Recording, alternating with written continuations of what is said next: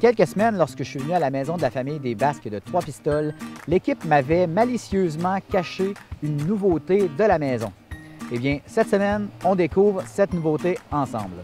Et pour me parler de la salle de psychomotricité de la maison de la famille des Basques de Trois-Pistoles, je rencontre Fanny Castonguay, qui est responsable des haltes garderies, et Karine Roussel, qui est adjointe à la maison de la famille des Basques. C'est la première année que la maison de la famille offre cette salle. L'ouverture a été le 7 octobre cette année. C'est une salle qui rejoint les enfants de 2 à 10 ans. C'est 3 $ par enfant. Et le parent accompagnateur, son entrée est gratuite.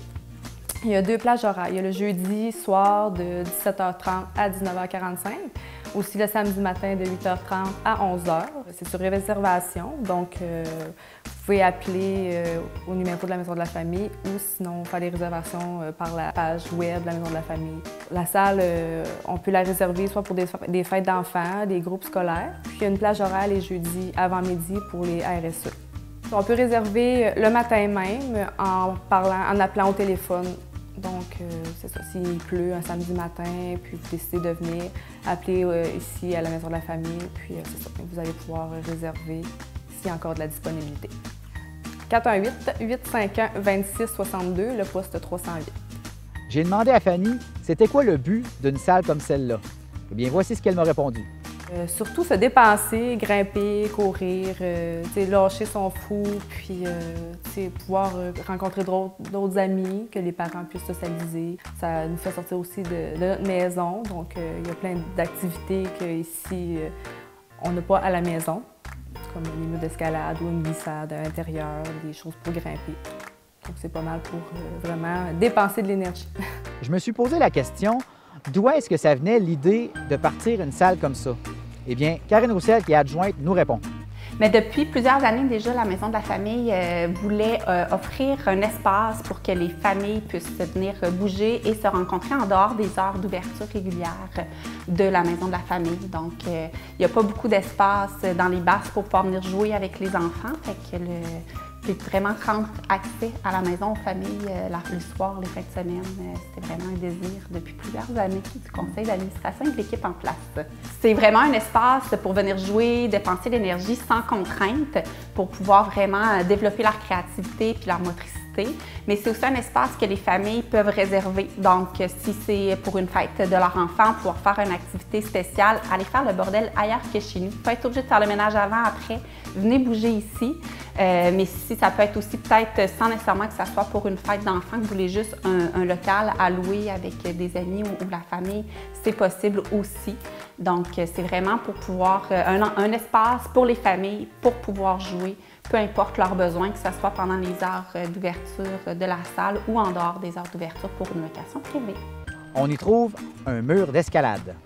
Le mur d'escalade, ça faisait partie des choses aussi quand l'équipe de travail puis le conseil d'administration rêvait de l'endroit idéal. Il y avait pas mal toujours un mur d'escalade.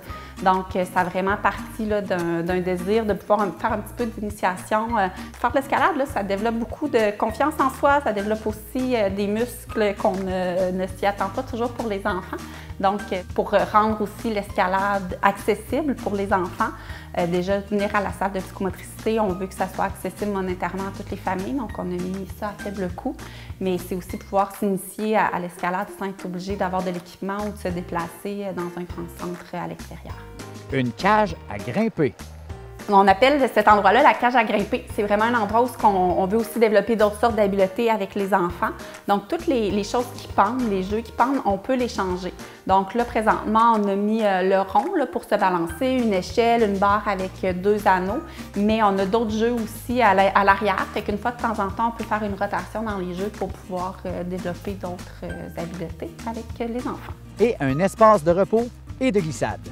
On l'a appelé la maisonnette parce que c'est vraiment, on sait que les enfants, ils aiment beaucoup glisser, là, peu importe l'âge des enfants, ils aiment ça glisser. Donc, en haut, c'est un petit espace aussi où il y a un gros coussin pour pouvoir s'asseoir, lire des livres, ou ils peuvent juste grimper à l'intérieur et glisser. Il y a vraiment deux étages à la maisonnette, donc il y a 2 endroits pour que les enfants qui ont besoin de faire un petit moment un peu plus calme, qui peuvent s'y retrouver. Je vous avoue que l'enfant en moi a eu envie de tout essayer. Mais je me suis retenu quand même. J'ai quand même demandé à Karine comment est-ce qu'il pensait pouvoir gérer l'achalandage des enfants à chacune de ces activités. Pour l'instant, ça se passe quand même assez bien. On a mis un maximum de 20 personnes présentement dans la salle qui inclut autant les parents que les enfants. Par plage horaire, là, parce qu'il y a autant les contraintes de la COVID, mais il y a aussi l'idée que si on est 50 ici présentement, il n'y a personne qui va avoir de plaisir. Autant les parents, ils vont tous vouloir des bouchons aux oreilles, que les enfants vont se partager les jeux.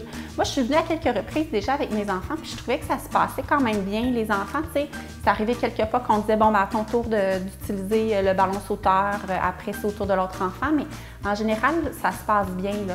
C'est sûr qu'on a mis certaines limites d'enfants, tu sais, comme on a mis des petits règlements à certaines places. Puis pour le mur d'escalade, mais on a noté de s'assurer de ne pas passer un par-dessus l'autre pour éviter les accidents.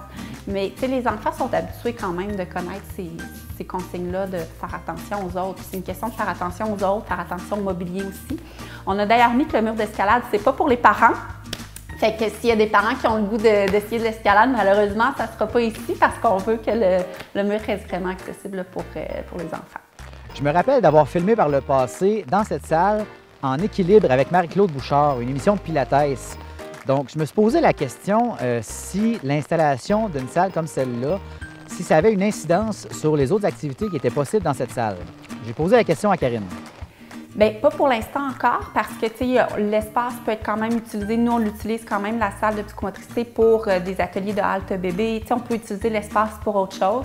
L'incidence c'est que c'était aussi possible de faire c'est ici qu'on faisait nos réunions avant. Mais maintenant qu'on a aussi accès au 3e étage de la maison, on fait nos réunions en haut. Donc, ça permet juste de plus utiliser tout l'espace qu'on a d'accessible à chacun à leur bonne utilisation. Et finalement, on va parler du 21 novembre. Le 21 novembre, en fait, on invite toutes les familles des Basques à venir nous voir. C'est l'inauguration officielle de la salle de psychomotricité. Puis c'est aussi l'occasion de célébrer les 20 ans de l'organisme. Ça fait 20 ans cette année que la Maison de la famille des Basques, anciennement connue sous Ressources Famille des Basques, qui existe. Donc, c'est vraiment, on a pris ces deux événements-là pour aussi clôturer la grande semaine des tout-petits. Fait qu'on a mis tout ça ensemble, on a organisé une belle journée d'activités. Donc, les familles sont attendues dimanche le 21 novembre de 10h à 16h.